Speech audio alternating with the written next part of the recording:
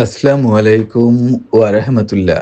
নীরব মরুভূমির বুক চিরে দাঁড়িয়ে আছে এক পবিত্র নগরী। এই নগরীর নাম মক্কা। আর এই মক্কায় এক সাধারণ ঘরে জন্ম নিয়েছিলেন মানব জাতির সর্বশ্রেষ্ঠ নেতা, দো জাহানের সর্দার, পৃথিবীর আলোর দিশারি মহানবী হযরত মুহাম্মদ মুস্তাফা সাল্লাল্লাহু আলাইহি ওয়াসাল্লাম। সময়টা ছিল 570 খ্রিস্টাব্দে। ইতিহাসে যাকে বলা হয় আমুল ফিল বা হাতির বছর।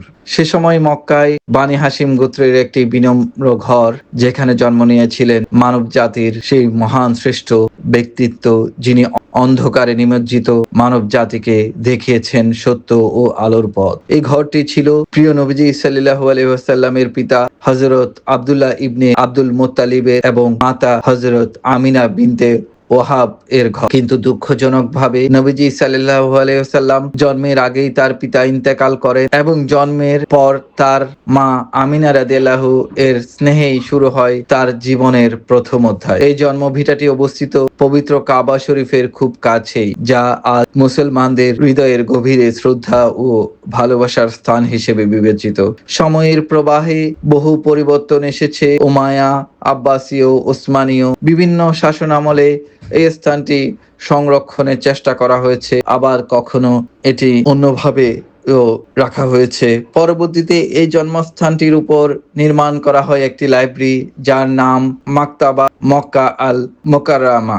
আজ এটি একটি সাধারণ ভবন, কিন্তু এখানে ছিল প্রিয় নবীজির ঘর। প্রিয় নবীজি যেখানে জন্ম নিয়েছিলেন, ভাবতেই অবাক বিস্ময়ে ভরে ওঠে কি পবিত্র ভূমি। আপনারা দেখতে পাচ্ছেন আমাদের প্রিয় নবী দো জাহানের সর্দার হযরত মুহাম্মদ মুস্তাফা সাল্লাল্লাহু আলাইহি ওয়াসাল্লামের জন্মভিটা। এই জন্মভিটা আমাদের অনেক কিছু শেখায়, এখান থেকে উপলব্ধি করা যায়। তাই সুযোগ হলে এক পলক দেখে যাবেন নবীজির এই জন্মভিটা। আর যারা নবীজির জন্মভিটা দেখতে চান, আসতে চান, তারা যে দিক থেকে থাকেন, সবাই মনে রাখতে হবে যে নতুন যে এক্সটেনশন হয়েছে এক পাশে, এখানে বর্তমানে এই এক্সটেনশনটি নবীজির বাড়ির খুব কাছেই চলে এসেছে।